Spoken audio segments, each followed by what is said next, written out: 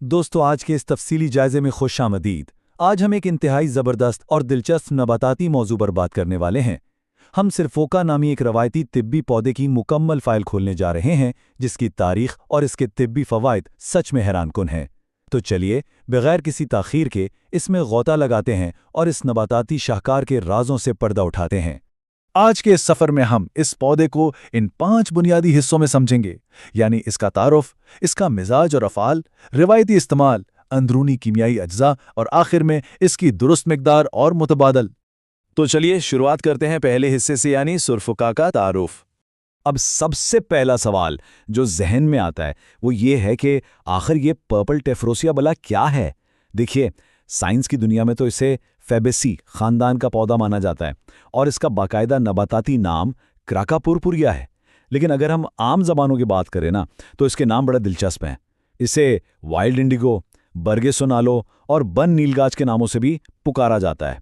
ये अलग अलग नाम दरअसल इस बात का सबूत हैं कि ये कितने मुख्तलिफ कल्चर्स में मशहूर रहा है।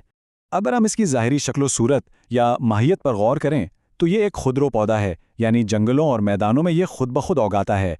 लंबाई की बात करें तो ये हैरत अंगीज तौर पर 2 मीटर तक जा सकता है।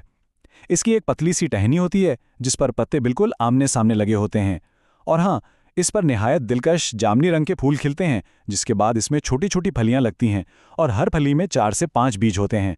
जायका इसका कड़वा होता है, जो कि अक्सर ताकतवर जड़ी बूटियों की एक खास पहचान है। अब कमाल की बात यह है कि कुदरत ने इसे कितनी ज़बरदस्त लचक दी है। ये किसी एक मखसूस इलाके का मोहताज नहीं है। ये हिंदुस्तान, श्रीलंका, अफ्रीका के मुख्तलिफ हिस्सों के साथ साथ सऊदी अरब और यमन के कुदरती माहौल में भी बेहतरीन नशोनुमा पाता है। इतने मुख्तलिफ मौसमी हालात में इसका यूं फलना फूलना इसकी अंदरूनी ताकत को जाहिर करता है। इसकी शक्लो सूरत के बाद अब आते हैं दूसरे हिस्से की तरफ, यानी इसका मिजाज और बुनियादी अफ़ाल। रिवायती यूनानी तिब में एक तसव्वुर बहुत अहमियत रखता है, और वो है मिजाज। हर चीज़ का एक मिजाज होता है। सिरफोका के हवाले से पुरानी दस्तावेज़ात बताती हैं कि इसका मिजाज गर्म व तर दर्जा अव्वल है। इसका सीधा सा मतलब ये है कि पहले दर्जे में इसकी तासीर जिस्म में गर्मी और तरी पैदा करती है।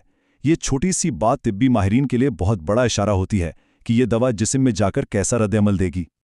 और मिजाज के फ़ौरन बाद बारी आती है अफ़ाल की। अफ़ाल से मुराद वो ज़बरदस्त फंक्शंस हैं जो ये पौधा हमारे जिस्म में दाखिल होने के बाद सरअंजाम देता है। और यकीन माने, इसके अफ़ाल वाकई शानदार हैं। इसका जो नफ़े ख़ास है ना, यानी इसका सबसे बड़ा काम वो है इसका मुसफ़्फ़ी खून होना। ये खून को अंदर से साफ़ करने की ज़बरदस्त सलाहियत रखता है।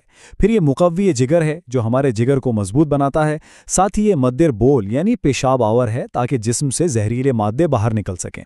और खूनी बवासीर को रोकने यानी दाफ़े बवासीर दमवी के तौर पर भी इसकी कारकर्दगी इंतहाई शानदार मानी जाती है।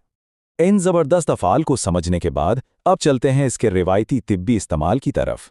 ज़रा इस फहरिस्त पर गौर करें, इस पौधे की ताकत का दायराकार कितना वसी है। सिर्फ उका को आतिशक और जज़ाम जैसी इंतहाई पेचीदा और जानलेवा बीमारियों के खिलाफ इस्तेमाल किया जाता रहा है। इसके अलावा जुर्बो हक्का यानी खारिश, मसूर यानी फोड़े फुंसियों और औराम यानी जिस्मानी सोजिश में भी ये लाजवाब है। हैरानी की बात तो ये है कि रिवायती तिब में इसे कैंसर यानी सरतान और कई तरह के जिल्दी अमराज के इलाज में भी बहुत अहमियत दी गई है। आप खुद सोचें, खून साफ करने वाले इस एक पौधे में शिफा की कितनी बड़ी ताकत छुपी हुई है।